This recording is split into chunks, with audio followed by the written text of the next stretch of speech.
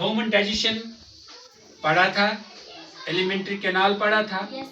और आज हम बात करेंगे digestion of gross eating animals,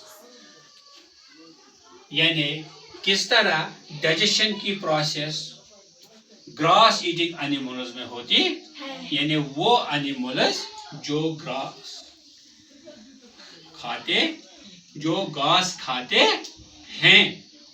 तो आपको ये मालूम होना चाहिए बेटा कि एनिमल्स को 3 ग्रुप्स में तकसीम किया गया, यानी इनके 3 ग्रुप्स बनाए गए। किनके? एनिमल्स के। तो हम यहाँ इस वक्त ग्रास ईटिंग एनिमल्स की बात करते हैं। तो animals are divided into 3 categories. First category is herbivores, second is carnivores, and third is omnivores. तो बेटा पहले देखो, herbivores, those animals who take grass, who eat grass. Carnivores, those animals who eat only meat, who take only meat, यानी वो जानवर सिर्फ जो क्या घास ही, ये मांस ही खाते, गोश्त ही खाते। तीसरी कैटेगरी ओमनिवर्स, क्या है? ओमनिवर्स, वो एनिमल्स जो ग्रास भी खाते हैं और मीट भी खाते हैं, गोश्त भी खाते, उनमें हम ह्यूमन्स भी आते। तो आज हम फिलहाल बात करेंगे ग्रास ईटिंग एनिमल्स, उन जानवरों के बारे में जो सिर्फ क्या खाते हैं? घास खाते। तो grass eating animals also known as herbivores, जो घास खाते हैं एनिमल्स, उनको क्या कहते हैं? herbivores कहते हैं। अब कोई बताएगा what are herbivores, आप सीधा बताएंगे those animals who are taking or who are eating grass, have unique digestive system. उनका जो ये digestive system है, ये अनोखा है, ये निराला है। अल्लाह ने अजीब उनका ये डाइजेस्टिव सिस्टम बनाया है, adapted to break down and extract, जिसमें ये गुजा जो घास क्या हो जाता है, उसको वहां तोड़ते हैं, तोड़ फोड़ करते हैं, एंड एक्सट्रैक्ट न्यूट्रिएंट्स, और इसमें से निकालते हैं गुजाइयात फ्रॉम प्लांट बेस्ड फूड्स, जो प्लांटों में उसको फूड निकलता है, गुजा होती है, पर्टिकुलरली ग्रासेस, जो घास में विटामिन होते हैं, जो अच्छे अच्छे न्यूट्रिएंट्स होते हैं, ये म्यादा उनका वहां से निकालता है। तो अब हम हॉर्बीवर डाइजेस्टिव सिस्टम के बारे में बात करेंगे, यानी घास खाने वाले जानवरों का जो डाइजेस्टिव सिस्टम है कि इसमें कौन कौन से कंपोनेंट्स इन्वॉल्व होते हैं। माउथ ह्यूमन्स में भी है, ह्यूमन में भी है ना माउथ, और एनिमल्स में भी है। उनमें भी teeth, clip and grinders grass, जो उनके दांत है वो भी क्या घास काटते हैं और उसको ग्राइंड करते हैं, यानी उसको पीसों में पीस करते हैं। फिर ईसोफेगस, जिसको हम दूसरा नाम फूड पाइप भी कहते हैं, food passes to the stomach, सीधा कहाँ चला जाता है? स्टमक में चला जाता है, म्यादे में चला जाता है। फिर बेटा स्टमक क्या है? स्टमक में, यानी जब स्टमक पे ये चला जाता है, मैदे में चला जाता है, वहां है गैस्ट्रिक जूस, मैदे में एक रस पैदा होता है, उसको गैस्ट्रिक जूस कहते हैं। And microbes break down cellulose, और वहां माइक्रोब्स होते हैं, माइक्रोब्स वो जर्सियों में वो माइक्रोब्स जिनको उर्दू में जरासीम है, वो छोटे कीड़े जो हम अपनी आंखों से नहीं देखते हैं, उनको माइक्रोब्स तभी नाम पड़ा है कि जिनको हम माइक्रोस्कोप के जरिए ही देख सकते, वो इस गुजा को ब्रेक डाउन करते हैं, वो इस गुजा को ब्रेक डाउन करते हैं। तो उसके बाद ये स्मॉल इंटेस्टाइन में चला जाता है। जब मैदे में काम हो जाता है किसको, फूड को, फिर कहां आता है, स्मॉल इंटेस्टाइन में। न्यूट्रिएंट्स आर एब्जॉर्ब्ड, वहां जो गुजायत होते हैं उनको स्मॉल इंटेस्टाइन एब्जॉर्ब करते, यानी चूस लेते हैं बॉडी के लिए। फिर पांचवा स्टेप है लार्ज इंटेस्टाइन, जिसको कोलून भी कहते हैं। वाटर एब्जॉर्प्शन, इसमें वाटर एब्जॉर्प्शन होती है, फाइबर फर्मेंटेशन, और जो इसमें मैदे से या स्मॉल इंटेस्टाइन से अनडाइजेस्टेड फूड वहां आया, कहां बेटा, लार्ज इंटेस्टाइन में। कुदरत ने वहां एक ऐसा इंतजाम कर रखा है कि वहां ऐसा टेम्परेचर बढ़ जाता है, ऐसा उबाल होता है कि वो वहां ही क्या उनको ब्रेक करते हैं, तोड़ फोड़ करता है।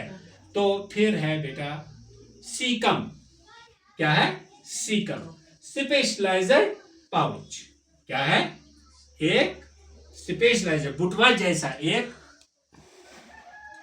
हिस्सा है, उसको बोलते हैं सीकम, जो आप अपनी जुबान में उसको बोलते हैं उजड़ी। क्या बोलते हैं आप उसको, उजड़ी। क्या बोलते हैं, उजड़ी बोलते हैं आप, हम बोलते हैं इसको कश्मीरी में हाथ गई। क्या बोलते हैं, हाथ गई। ये क्या करता है, माइक्रोब्स ब्रेक डाउन सेल्यूलोज, इसमें माइक्रोब्स होते हैं, वो इस गुजा को और ब्रेक डाउन करते हैं।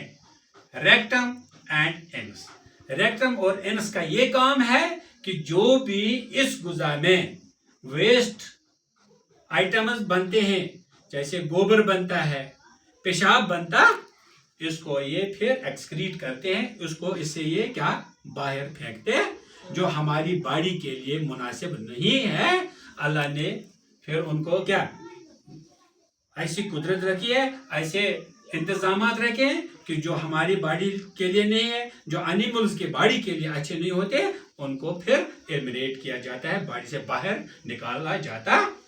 सम important points which we know, ये कुछ खास पॉइंट्स हैं जिनको हमें याद रखने की जरूरत है। लॉन्गर है ये बेटा, इस जगह मैंने लिखा लार्ज, ये लार्ज नहीं है, लॉन्गर, हाँ लार्ज, लार्ज है, लार्ज, लार्ज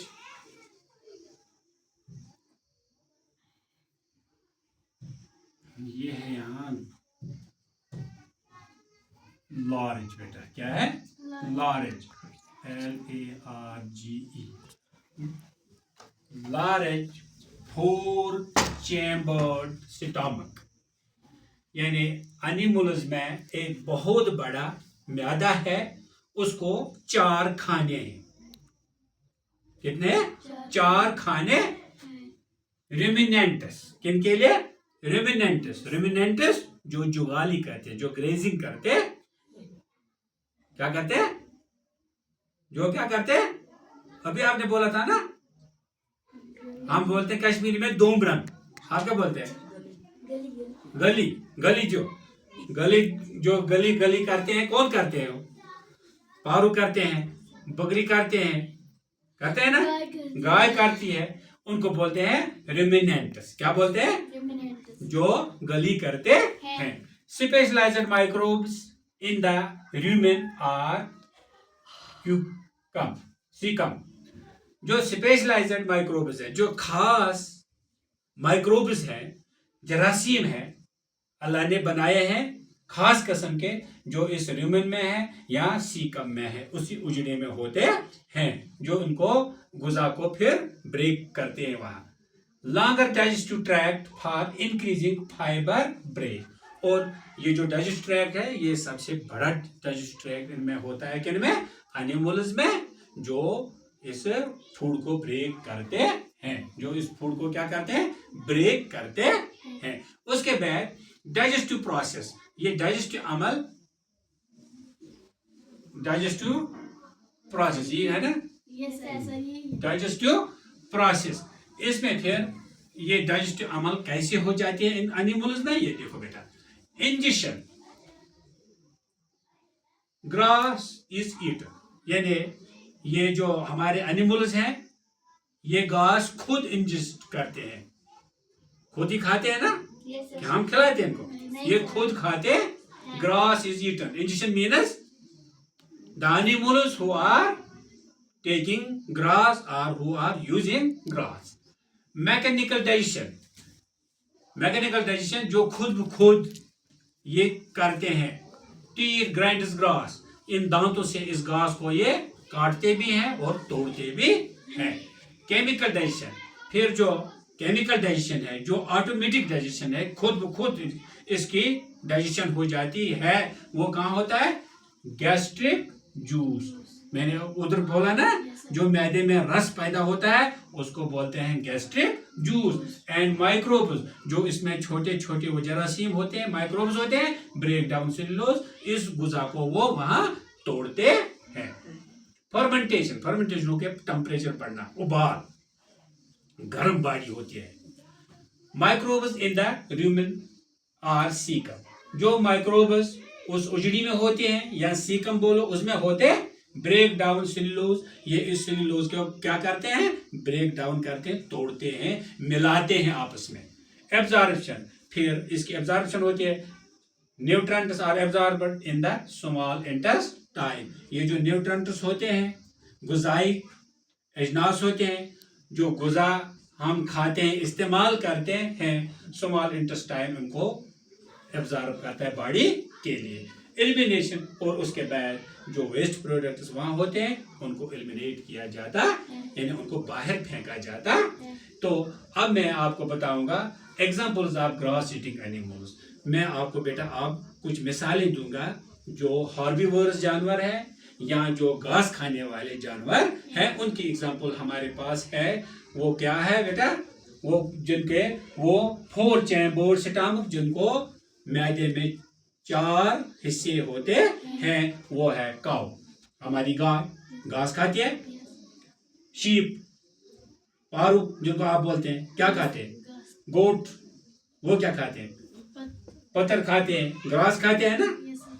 डियर जो जंगल में होती है, हिरन, वो क्या खाती है, वो घास भी खाती है और पत्थर भी।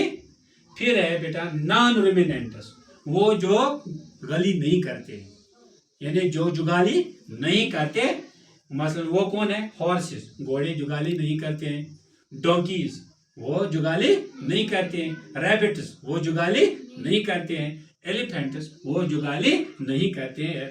तो इस तरह हमने आज ग्रास ईटिंग एनिमल्स के बारे में पढ़ा बेटा, कि इनकी डाइजेशन कैसे होती, किस तरह होती है, और इनकी डाइजेशन और ह्यूमन्स की डाइजेशन ये बहुत अलग तरीके से होती है।